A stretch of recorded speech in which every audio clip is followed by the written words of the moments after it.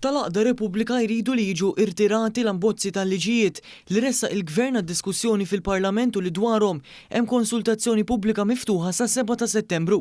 L-abbozzi għamlu parti minn riforma fil-pjanar fejn il-Prim Ministru Robert Abela diġà qal li l-konsultazzjoni se tittieħed in konsiderazzjoni biex imbagħad il-Gvern iressaq l-aqwa riforma possibbli għal dan is-settur fejn jiġu indirizzati realtajiet illi dejjem tħallew taħt it-tapit.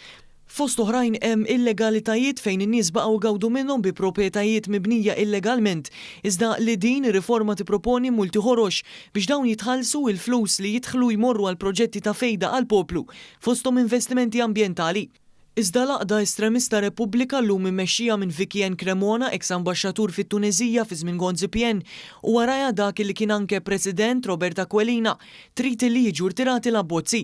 Din l-istess pożizzjoni tal-Partit Nazzjonalista li ħareġ kontra l-konsultazzjoni dwar riforma li anke titkellem fost oħrajn li meta jidħol appell fuq permess ta' żvilupp ix-xogħol ta' kostruzzjoni ma jibdix sakemm jinqata' l-appell u li minn issa l quddiem mhux se jkollok bżonn permess għal strutturi temporanji li ma jidhrux mit-triq bħal pereżempju xi tinda f'Bit Ħanterna. Il-Partit Nazzjonalista talab ukoll bħal-Repubblika li jiġu rtirati l-abbozzi. Fit-tweġiba l-Partit Laburista qal li l-Oppożizzjoni Nazzjonalista mhux biss trid treġġa' l-arloġġ lura fl-ippjanar, imma issa saħansitra ma tridx diskussjoni.